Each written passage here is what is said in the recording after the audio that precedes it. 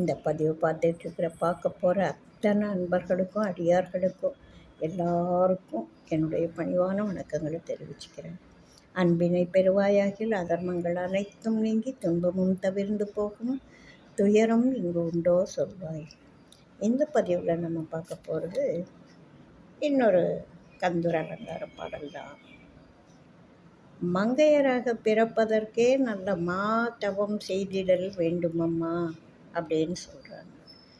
இந்த மங்கையாக பிறக்கிறதுல மற்ற உயிரினங்களில் மங்கையராக பிறக்கிறதுல அப்படி என்ன சிறப்பு இருக்குது அப்படின்றத ஊமையம்மைய அதாவது மானிடர்களுக்கு இறைவனை பற்றி சொல்ல கேட்கறது தான். எல்லாராலையும் பார்க்க முடியாது. இறைவன் பிறர் கண்களுக்கு தெரியாதவன், சுட்டி காட்டும் பொருள் அல்ல. ஒரு உடம்பு இருக்குன்னா அதுக்கு ஒரு வடிவம் இருக்குன்னா இதுதான் இந்த பொருள் அப்படின்னு சுட்டி காட்டலாம். இறைவன் வடிவமற்றவன், நிறங்களற்றவன், எல்லையற்றவன். அப்படிப்பட்ட ஒரு இறைவனை மனுஷா இதுதான் கடவுள் பார்த்துக்கோ அப்படின்னு எப்படி சொல்ல முடியும்? சொல்ல முடியாது. அதனால் இறைவன் என்ன பண்ணுறாரு, மக்களுக்கு உதவணும் கருணை காரணமாக மக்கள் பற்றி பிடிக்கிறதுக்கு, இறைவனை பற்றி பிடிக்கிறதுக்கு ஒரு ஏதோ ஒரு பொருள் தட்டுப்படணும் அவங்க கையில். அதனால் பல வடிவங்களில் காட்சி கொடுத்தார். நாடுவோர்க்கெல்லாம் நாடியபடியே நல்வரம் கொடுக்கக்கூடிய இறைவன் என்ன பண்ணுறாரு, மானிட உருக்கொண்டு வந்து காட்சி கொடுக்குறார். இன்றைக்கி பரமசிவனை பார்க்குறோம், பார்வதி தேவியை பார்க்குறோம், திருமால் பார்க்குறோம், விநாயகர் பார்க்குறோம், பிரம்மான் சொல்கிறோம், முருகன் சொல்கிறோம், எல்லாம் சொல்கிறோம். எல்லாம் இறைவனுடைய திருவடிவங்கள். அந்த வடிவத்தில் ஒரு வடிவத்தில் ஒரு சமயம் காட்சி கொடுக்குறார். ஒவ்வொருத்தருக்கும் ஒவ்வொரு விதமாக காட்சி கொடுக்குறார். சரஸ்வதியாக கம்பன் சரஸ்வதி தேவியாக பார்த்தப்போ கம்பனுக்கு சரஸ்வதி தேவியாக மானிட உருக்கொண்டு சில பல சமயங்களில் காட்சி கொடுக்குறார். அபிராமப்பட்டருக்கு அம்பாளாக காட்சி கொடுக்குறார். சுவாமிகளுக்கு, ரெட்டிப்பட்டி சுவாமிகளுக்கு விநாயக பெருமானாக காட்சி கொடுக்கிறார். அருணகிரிநாதருக்கு முருகனாக காட்சி கொடுக்கிறார். ஔவைக்கு விநாயகராகவும் முருகனாகவும் பரம்பொருளாகவும் உமையம்மையாகவும் எல்லா வடிவத்திலையும் அவங்க பார்க்குறாங்க. அது மாதிரி ஒவ்வொருத்தருக்கும் ஒவ்வொரு விதமாக காட்சி கொடுக்குறாங்க. அவங்களே இந்த வடிவு கொண்டு வர்றதுனால தான் நாம் இவங்கன்னு புரிஞ்சிக்க முடியுது. அப்படிப்பட்ட உயிரினங்கள் இந்த உலகத்தில் இத்தனை 84 லட்சம் யோனி பேதங்கள் அப்படின்னு சொல்லுவாங்க. ஓரறிவு உயிர்லேருந்து 6 அறிவு உயிர் வரைக்கும் இருக்குது. அத்தனையும் இருக்குது. ஆனால் எல்லா உயிரினங்கள்லையும் சிறப்பான படைப்பு அப்படின்னு பார்த்தா மானிடம். இந்த மனுஷனுக்கு பகுத்தறிவுன்னு ஒன்று வச்சதுனால இது மற்ற உயிரினங்களை காட்டிலும் உயர்வானதாக கருதப்படுது. அதிலையும் பெண்மைக்குன்னு சில சிறப்பு குணங்கள் இருக்குது. இறைவன் எல்லா உயிரினங்களையும் படைச்சாராம், மானிட ஆண்களையும் படைச்சாராம். அப்போவும் திருப்தி வரலையா, அதுக்கப்புறம் பெண்ணை படைச்சாராம். அதுக்கப்புறம் தான் அப்பா ஒரு நிறைவான படைப்பு அப்படின்னு நினச்சாராம். அதுபோல் அது அப்படி சொல்லுவாங்க. அப்படிப்பட்ட சிறப்பு வாய்ந்த ஒரு படைப்பு பெண்மை. அதுக்கு ஒரு சிறப்பு காரணம் என்ன அப்படின்னா, மற்ற எல்லா உயிரினங்கள்லேயும் விலங்குகள், பறவைகள் எதுவாக இருந்தாலும் பெண்மை அப்படின்னா அதுக்கு ஒரு சிறப்பு குணம். படைப்பு தொழிலுக்கு உதவி பண்ணுது. பிரம்மா படைக்கணும்னு நினைக்கிறார். அவருக்கு ஒரு கருவி வேணும். அது இந்த பெண்மையாக பிரம்மன் பயன்படுத்துகிறார். ஒரு கரு, ஒரு பனி துளி அளவுக்கு ஒரு கரு தாயோட கருப்பைக்குள்ளே வருதுன்னா அதை அழகாக ஒரு சிற்பி சிலை செதுக்கிற மாதிரி ஒரு மிக அழகான ஒரு ஓவியத்தை ஒரு புள்ளியாக ஒரு கோடாக செய்து தீட்டி வரும்பொழுது தான் ஒரு முழுமை பெற்ற ஓவியம் வருது. ஒரு சிலையை கொஞ்சம் கொஞ்சம் கொஞ்சமாக செதுக்கி செதுக்கி ஒரு கல்லை ஒரு வடிவமாக மாற்றுறாங்க. எல்லாம் துளி துளியாக நடந்து ஒரு முழுமை நிலை அடையுது. அந்த தொழில் ஒரு தாயோட வயிற்றுக்குள்ளே நடக்குது. ஒரு பனித்துளி அளவுக்கு இருந்த ஒரு கருவானது இவ்வளவு வடிவங்கள், உருவங்கள், 96 தத்துவங்கள் எல்லாமா சேர்ந்து ஒரு முழுமையான ஒரு மனித உருவத்தை ஒரு தாய் வெளியில் கொடுக்குறா இந்த சமூகத்துக்கு. அப்படி இருக்கிறதுனால படைப்பு தொழிலுக்கு உதவி செய்கிறதுனால ஒரு சிறப்பு. அந்த படைப்பு தொழில் செய்ய உதவி செய்யும்போது எத்தனை வேலையாட்கள் ஒரு சிலை செதுக்கும் பொழுது வேணும், எத்தனை கழிவுப் பொருட்கள் இருக்கும், எத்தனை மூலப்பொருட்கள் இருக்கணும், எத்தனை தொழிலாளர்கள் வேலை செய்யணும், அந்த கழிவுகளை வெளியேற்றணும்.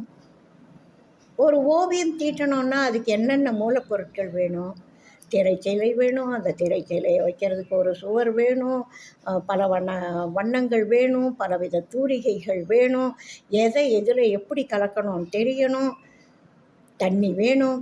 இத்தனை உபகரணங்கள் ஒரு ஓவியத்துக்கு தேவை. அந்த இடமே அப்படியே நிறைஞ்சு இருக்கும்.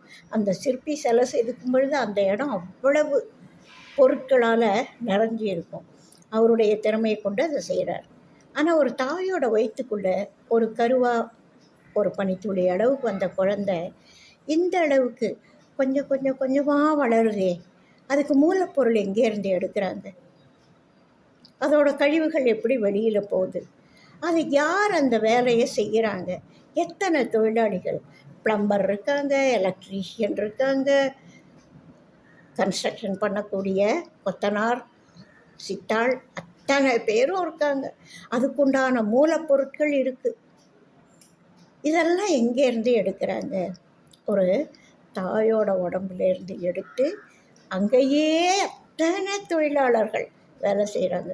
எங்கெங்கே நரம்பு இருக்கணும், எங்கெங்கே எலும்பு இருக்கணும், எங்கெங்கே என்னென்ன உறுப்புகள் இருக்கணும், பார்த்து பார்த்து பார்த்து அத்தனை வேலைகளையும் உள்ளுக்குள்ளே செய்கிறாங்க. இந்த மாதிரி சில காரணங்கள் அவளுடைய அந்த பொறுமை, கருணை, அந்த அன்பு, இதை காரணமாக வச்சு அது அங்கே செய்யப்படுது. அப்போது இதனால தான் மங்கையராக பிறப்பதற்கே நல்ல மாதவம் செய்திட வேண்டுமம்மா அப்படின்னு சொல்கிறாங்க. இப்போது கந்தர் அலங்கார பாடலில் வாரியார் சுவாமிகள் விளக்கம் சொல்லிட்டு வர்றார். அருணகிரிநாதர் எழுதின கந்தர் அலங்கார பாடலுக்கு வாரியார் சுவாமிகள் விளக்கம் சொல்கிறார். அப்போ அவர் என்ன சொல்கிறாரு, பெண்மைக்கு உரிய சிறப்பு உறுப்பு தனங்கள், அதை உமையம்மைக்கு சொல்கிறாங்க. இறைவனுடைய அருள் வடிவம்தான் உமையம்மை. அவங்க நம்ம மாதிரி மானிட தேகம் கிடையாது, அழியக்கூடிய உடல் கிடையாது. அப்போ ஏன் அப்படி கற்பனை பண்ணாங்க அப்படின்னா, இந்த பெண்மையின் சிறப்பு குணங்கள் கொண்டு பெண்மைக்கு பால் சுரக்கிறது. ஒரு நாய், பூனை போன்ற விலங்குகள் குட்டி போட்டாலும் அதே அந்த பால் சுரப்பு அப்படின்னு ஒன்று இருக்குது. அதே மாதிரி அனைத்து பெண்களுக்கும், பாலூட்டிகள் அத்தனைக்கும் அது ஒரு சிறப்பாக இருக்குது. அது முன்னாடியும் வேலை செய்யாது, பின்னாடியும் வேலை செய்யாது. தன்னோட குழந்தைக்கு எப்போ தேவையோ அப்போ மட்டும் வேலை செய்யும். அப்படிப்பட்ட சிறப்பு உறுப்புகள் இருக்கிறதுனால பெண்மைக்கு ஒரு சிறப்பும் உயர்வும் தரப்பட்டது. இப்போது மிக தாறுமாறாக பயன்படுத்தப்பட்டுக்கிட்டு இருந்தாலும் அதோட சிறப்பு உண்மையிலேயே புரியறதில்லை. அதனால் ஒரு கருவியை எப்படி பயன்படுத்தணும்னு தெரியாமல் இருந்தால் ஒரு சொல்லுவாங்க, ஒரு சின்ன நெருப்பு பொறியை கொண்டு விளக்கும் ஏற்றலாம், வீட்டையும் எரிக்கலாம். அதுபோல் அந்த சிறப்பை தாழ்மையாக நினைக்கிற காலமாக இப்போது அது ஒரு ஆபாச பொருளாக நினைக்கிறாங்க. இல்லை, அது ஒரு சிறப்பு பொருள். அதனால் வாரியார் சுவாமிகள் அதுக்கு ஒரு சிறப்பான விளக்கம் கொடுக்குறார். வள்ளியம்மையாருடைய தனங்களை ஞான பண்டிதனாகி, இது வாரியார் சுவாமிகளோட கருத்து. இது வரைக்கும் நான் சொன்னேன். இப்போ வாரியார் சுவாமிகளோட கருத்தை சொல்கிறேன். வள்ளியம்மையாருடைய தனங்களை ஞான பண்டிதனாகிய ஆறுமுகப் பெருமான் விரும்புகின்றான் என்பது கேவலம் விட புருஷர்களைப் போன்று வெறும் சதை திரட்சியை விரும்புகின்றனர் என்ற பொருள் அன்று. சதை திரட்சி என்றது இந்த மானிட உருவில் அழியக்கூடிய தேகம், பிறப்பு இறப்பு உள்ள தேகத்துக்குத்தான் அந்த சதை திரட்சி இருக்குது. அதை முருகப்பெருமான் வள்ளியம்மையை விரும்புகிறார் அப்படின்னு சொல்கிறது இந்த சதை திரட்சியை விரும்புகின்றனர் என்ற பொருள் அன்று. அன்பர்கள் சிலர் அங்ஙனம் நினைத்தும் பேசியும் மீளா நரகிற்கு ஆளாகிவிடக்கூடாது. எனவே சொல்கிறேன், ஞானம்தான் உருவாகிய நாயகன் இயல்பை யானும் நீயுமாய் இசைத்தும் என்றால் அஃது எளிதோ? மோனன் தீர்களா முனிவரும் தேரிலர் முழுதும் தாளும் காணுகிலன் இன்னமும் தன் பெரும் தலைமை. அதாவது இறைவனுடைய உருவம் ஞானமே உருவானது. அந்த நாயகனுடைய இயல்பை நானோ நீயோ பேசி முடிச்சிடலாம், பேசலாம் அப்படின்னா அது எளிதா? ரொம்ப சுலபமான காரியமா? இறைவனுடைய குணங்களை பற்றி பேசி முடிக்கிறது, பேசுறது அவ்வளவு சுலபமான காரியமா? அது போய்கிட்டே இருக்கும். நம்ம ஆயுளுக்கும் மேலே பேசிகிட்டே இருக்கலாம், சொல்லிகிட்டே இருக்கலாம். சொல்லி முடிக்க முடியாது. முதல்ல சொல்கிற அளவுக்கு நம்ம அதை கண்டுபிடிக்க முடியாது. முதல்ல தெரிஞ்சாதானே சொல்ல முடியும். அத்தனையும் கண்டுபிடிக்க முடியுமா அப்படின்னா, மோனம் தீர்களா முனிவரும் தேரிலர் முழுதும், அந்த முழுமை பெற்ற ஞானிகள் அவங்களே இன்னும் முழுசாக தெரியாது, இறைவனை பற்றி முழுசும் தெரியாமல் இருக்காங்க. மாலும் ஆயிரம் தேடினாங்க, அவங்களுக்கே இன்னும் பார்க்க முடியல. இப்படிப்பட்ட இறைவனை, தலைவனை, பரம்பொருளை, ஞானந்தான் உருவாகிய அந்த பரம்பொருளை ஏதாவது நாம் தெரிஞ்சிக்க முடியுமா? முடியாது அப்படின்னு கந்த புராணத்தில் சிங்கமுகன் சொல்கிறதாக ஒரு பாட்டை எடுத்துக்காட்டி, அது அந்த பாடல் கந்த புராண பாடல். சிங்கமுகன் சொல்கிறான் இப்படி, அதாவது இந்த முருகனுடைய பெருமைகளை சிங்கமுகன் வாயிலாக, அந்த இறப்புக்கு முன்னாடி அவன் அந்த தரிசனத்தை பார்த்துட்டு அவன் அப்படிப்பட்ட முருகன் அப்படின்னு சொல்கிறான். ஞான பண்டித சுவாமி நமோ நம அப்படின்னு அருணகிரிநாதர் பாடுறார். இப்படி எல்லாருமே இறைவனை ஞான வடிவனன்னு சொல்கிறாங்க என்பார் அருணகிரி. இப்படி பலரும் புகழ்ந்து பாடும் ஞான வடிவினனான குமரக்கடவுள் மற்றையரை போல் வெறும் தனத்தை விரும்புவரோ? மானிட உடல் அழியக்கூடிய உடல். இந்த தனங்கள் இருக்கிற இந்த உடல், மானிட உடல் அழியக்கூடிய உடல். மெய்ப்பொருளான இறைவன் காமத்தை வென்றவர்க்கே முத்தியளிக்கும் பரம்பொருள். காம வயப்படுவரோ? காமத்தை வென்றவங்களுக்குத்தான் இறைவன் முத்தி அளிக்கிறார். அப்போ அவரே காம வயப்படுவரோ? காமனை எரித்தவர் சிவபெருமான் என்பதெல்லாம் வைத்து உணர்மின். ஆழ்ந்து சிந்திப்பவர்க்கே அதன் அருமை புலப்படும். அதன் உட்பொருளை சிறிது கூறுதும் அன்பர்கள் உணர்ந்து இன்புறுக. வள்ளியம்மையார் என்பது ஞானாம்பிகை, சுந்தர ஞானம் என்கிற புறமாது அவள். எனவே ஞானத்தின் தனிக்கொடியாகிய அம்பிகைக்கு பரஞானம் அபரஞானம் என்று இரு தனங்கள் உள்ளன. பரஞானம் என்பது அனுபவ ஞானம், அபரஞானம் என்பது கல்வி, கேள்விகள், கலைகள் இதன் மூலம் வரக்கூடிய ஞானம். இந்த இரு வகை ஞானங்களையுமே ஞான பண்டிதனாகிய இறைவன் விரும்புகின்றனன். பரஞானம் பற்றி பிரிதோரிடத்தில் சீவ ஒடுக்கம், பூத ஒடுக்கம் தேர உதிக்கும் பரஞானம் அப்படின்னு சொல்கிறார் அருணகிரிநாதர். ஜீவ ஒடுக்கமும் பூத ஒடுக்கமும் தேர உதிக்கும் பரஞானம்.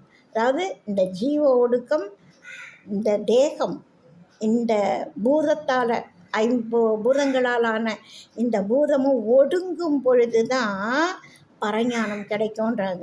அப்படி இருக்கிறப்போ இறைவனுக்கு காமம் எப்படி வரும்?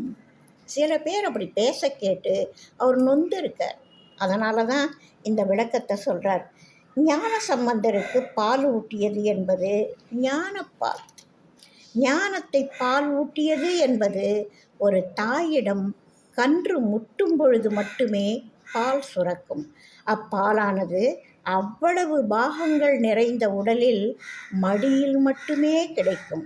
குழந்தையின் பசியறிந்து பால் சுரக்கும் மடி போல அடியவரின் உள்ளம் கசிந்து அழும்பொழுது கன்று முட்டுவது போல குழந்தை அழும்பொழுது பால் சுரக்கும்.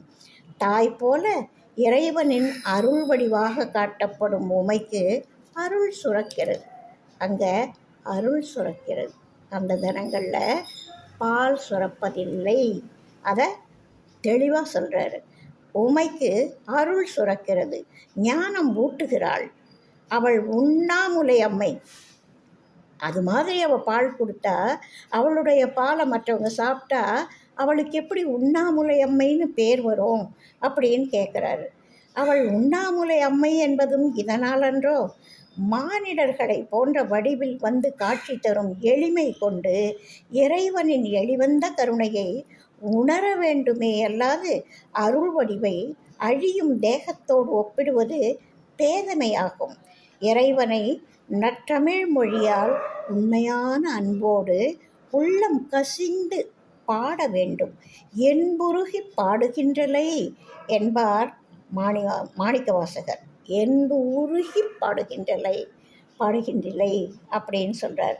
காதலாகி கசிந்து கண்ணீர் மல்கி அப்படின்னு சொல்லி சம்பந்த பெருமான் சொல்கிறார். இந்த நம் மனமாகிய கல், நம்ம மனம் கல் மாதிரி தான்.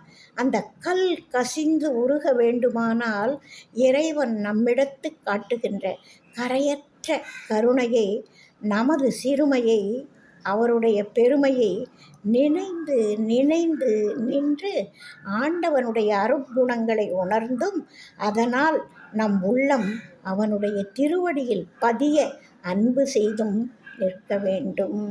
இதனை வடலூர் வள்ளல் பெருமான் கூறுமாறு காண்க. இந்த எடுத்துக்காட்டு பாடலையும் கிருபானந்த வாரியார் தான் எடுத்துக்காட்டார்.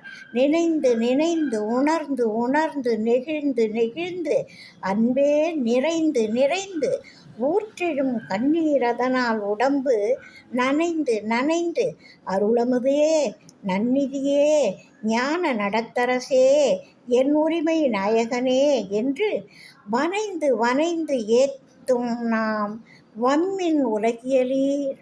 நம்ம எப்படி இறைவனை நினைக்கணுமா, நினச்சிக்கிட்டே இருக்கணுமா. நினச்சி நினச்சி நினச்சி உணர்ந்து, வெறும் நினைக்கிறது வேற, உணர்றது வேற. நினைந்து நினைந்து உணர்ந்து உணர்ந்து அது அந்த உணரும் பொழுது ஒரு நெகிழ்வு ஏற்படும் மனசில். நெகிழ்ந்து நெகிழ்ந்து அன்பே நிறைந்து அந்த நினச்சோம், உணர்ந்தோம், நெகிழ்ந்தோம். அங்கே என்ன ஏற்படுதுன்னா அந்த அன்பே நிறைந்து நிறைந்து ஊற்றெடும் கண்ணீர். அந்த கண்ணீரானது நாம் நினைக்கிறப்போ, உணர்கிறப்போ, நெகிழறப்போ நிறைந்து நிறைந்து ஊற்று எழும் கண்ணீர். அதனால் அந்த நமக்கே தெரியாது கண்ணீர் வரும். அது மாதிரி வர்ற ஊற்றெடுத்தார் போல் வரக்கூடிய பின் அங்கே என்ன ஏற்கனவே தண்ணி இருந்து பைப்பையாக திறந்து விட்டோம், ஊற்றில் தானே கண்ணீரும் வருது. அதனால் ஊற்றெழும் கண்ணீர். அதனால் உடம்பு நனைந்து நனைந்து, கொஞ்சம் தண்ணி இல்லை, சொட்டு சொட்டான தண்ணீர் இல்லை, ஊற்றெழும் கண்ணீர். அதனால் உடம்பு நனைந்து நனைந்து என்ன நினைக்கணும்? அருளமுதே நன்னிதியே, நல்ல நீதி. அதாவது இறைவன் அழியாத மெய்ப்பொருள். ஒரு ஆன்மாவுக்கு தேவையான முடிவான பொருள் முத்தி நிலை. அந்த நிதியை விட வேற நிதி பெருசு கிடையாது. நன்னிதியே ஞான நடத்தரசே என் உரிமை நாயகனே அப்படின்னு நம்ம எல்லாரும் சொல்லுவோம். வாங்க உலகியலீர், வம்மின் உலகியலீர் அப்படின்னு சொல்லி வள்ளல் பெருமான் வேண்டுவது போல் நாம் இறைவனை நினச்சி அப்படியெல்லாம் வேண்டணும் அப்படின்னு சொல்லி வள்ளல் பெருமானும் சொல்கிறாரு. இது மாதிரியான கருத்துக்களை ரெட்டிப்பட்டி சுவாமிகள் தன்னோட பாடல்களில் சில இடங்களில் சுட்டி காட்டுறார். பாராய்வன் திருக்கண்ணால்னு ஒரு பாட்டு இருக்கும் சுவாமிகளோட அருட்பாடல்களில். அதில் சொல்கிறார், காமனை எரித்த கண்ணினை உடையாள் கற்பகத்தருவே கனியெனும் திருவே அப்படின்னு சொல்கிறார். காமனை எரித்த கண்ணை கொண்டவள் உமையம்மை. அப்போது வாரியார் சுவாமிகள் சொல்கிற விளக்கம் உமையம்மைக்கு எந்த அளவுக்கு பொருத்தம் அப்படின்றத சொல்லுங்கள். பரம்பொருள் உமையம்மை காமனை எரித்தவர்கள். அதனால் காமம் கொண்ட உடலோட அவங்கள நம்ம ஒப்புமைப்படுத்தி யோசிக்கவோ பேசவோ செய்கிறது பாவம். அதான் நீங்கள் நரகத்தில் போயிடாதீங்க, இப்படி பேசி தவறான கருத்தை கொண்டு நரகத்துக்கு போயிடாதீங்கன்னு வாரியார் சுவாமிகள் நமக்கு உணர்த்துறாரு.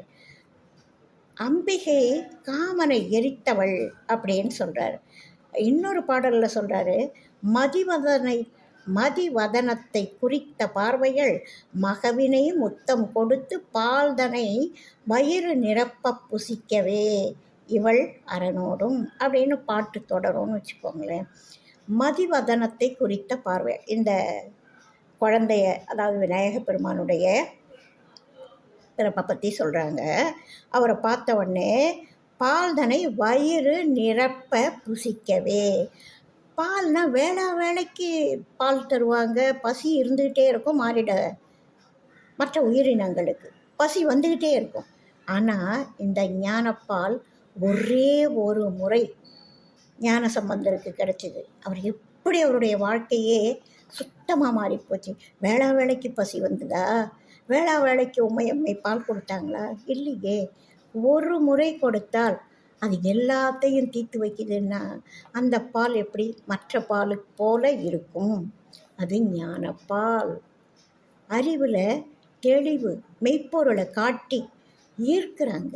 அந்த மெய்ப்பொருளை உணர்ந்ததுனால அந்த ஞானம் பாலாக அழுகிற குழந்தைக்கு பசி தீர்றதுக்கு பால் கொடுக்குற மாதிரி ஒரு ஒப்புமைப்படுத்தி ஞானப்பால் அப்படின்னு சொல்கிறாங்க. ஞானம் அதுதான் உண்மை. அந்த ஞானத்தை ஞானப்பால் அப்படின்னு சொல்கிறாங்க. பசிக்கிற குழந்தைக்கு அழுகிற குழந்தை பால் குடிக்கும்னு சொல்லுவாங்க. அது மாதிரி அழுகிற குழந்தைக்கு தான் ஞானம் கிடைக்கும். அதனால் ஞானப்பால் அப்படின்னு மற்றவங்க நமக்கு புரியறதுக்காக சொல்லி வச்சாங்க. அந்த இவரும் அது மாதிரி மகவினை முத்தம் கொடுத்து பால்தனை வயிறு நிரப்ப புசிக்கவே இவள் அரணோடு இருக்கிறாள் உமையம்மை அப்படின்னு இன்னொரு பாடலில் சொல்கிறார். இன்னொரு பாடலில் சொல்கிறாரு, சிறு குழவி கதறி அழுதிட ஓலமிட்ட குறை. இப்போ ஒரு சின்ன குழந்தை ரொம்ப அழுகுது. எப்படி அழுகுதான்? கதறி கதறி அழுகுது. அப்போ தாய் என்ன செய்வா? அந்த குழந்தைக்கு என்ன வேணும் அப்படின்னு ஓடி தூக்கி உனக்கு என்ன அப்படின்னு குழந்தையோட பிரச்சனை தெரிஞ்சு தீர்த்து வைப்பாங்க இல்லையா? அந்த குழந்தையோட அழுகையை நிறுத்துவாங்க இல்லையா? அதுபோல் நாம் சின்ன குழந்தை கதறி அழுது ஓலமிட்டு அழுவணும், அழுவணும். அப்படி அழும் பொழுது சிறைப்படுதல் முறை மேலே. சரி, இந்த குழந்தை முத்தி வேணும்னு அழுவுது. இனிமேல் இந்த பிறவி சிறையில் தள்ளக்கூடாது, பிறவி கடலில் தள்ளக்கூடாது. மறுபடியும் இன்னொரு உடம்பை கொடுத்து கருன்ற சிறையில் தள்ளக்கூடாது. பட்டினத்தார் சொன்னார்ல, அது மாதிரி இன்னொரு தாய் வயிற்றில் பிறக்க வேண்டாம் அப்படின்னு சொல்லி இறைவன் முத்தி கொடுப்பார். யாருக்கு கொடுப்பார்? சிறு குழவி போல. அந்த குழவி எப்படி கத்தணும்? கதறி அழணும், ஓலமிட்டு அழணும். அந்த குழந்தைக்கு முத்தி கொடுப்பார்னு ரெட்டியப்பட்டி சுவாமிகளும் சொல்கிறார். இது மாதிரியான ஒரு மிகச்சிறந்த, இன்னைக்கு சில பேர் கடவுளே இல்லை அப்படின்னு சொல்லக்கூடியவங்க சில பகுதிகளை மிக ஆபாசமாக எடுத்து பேசுறது சில பேர் காதில் விழுந்திருக்கலாம். அதனால் இந்த வாரியார் சுவாமிகளோட விளக்கம் மக்களுக்கு தேவை, தெரியாதவங்களுக்கு தெரிஞ்சுக்கிறதுக்கு தேவை. இறை வடிவம் வடிவமற்ற வடிவம், நமக்காக காட்டப்பட்ட வடிவம்.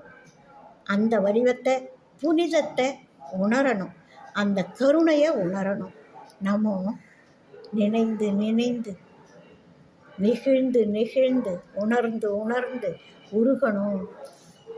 அந்த ஊற்றெழும் கண்ணீரால் உடம்பு நனைஞ்சு நனைஞ்சு நாமும் அந்த நிலையை அடையணும் அப்படின்றது மகான்களுடைய ஆசை. அதனால் இந்த நல்ல விஷயங்களை காதில் வாங்கக்கூடிய இந்த எல்லாருடைய திருவழிகளையும் நான் வணங்கி இதை நிறைவு செய்கிறேன். இது வரைக்கும் நீங்கள் சப்ஸ்கிரைப் பண்ணலைன்னா, இந்த நல்ல விஷயங்கள் கேட்குறதுக்கு உங்களுக்கு பிடிச்சிருக்குன்னா சப்ஸ்கிரைப் பண்ணுங்கள், லைக் பண்ணுங்கள், ஷேர் பண்ணுங்கள். உங்களோட கனிவான கருத்தை எனக்கு சொல்லுங்கள். அது இன்னும் என்னை ஊக்கப்படுத்தும். வாழ்க வளமுடன். வாழிய நாளும் மெய்மை, வாழ்க நல்லறங்கள் எல்லாம், வாழிய பெரியோன் நாமம், வாழியே வாழி வாழி. அடுத்த பதிவில் அடுத்த ஒரு நல்ல கருத்தோடு சந்திப்போம். வாழ்க வளமுடன்.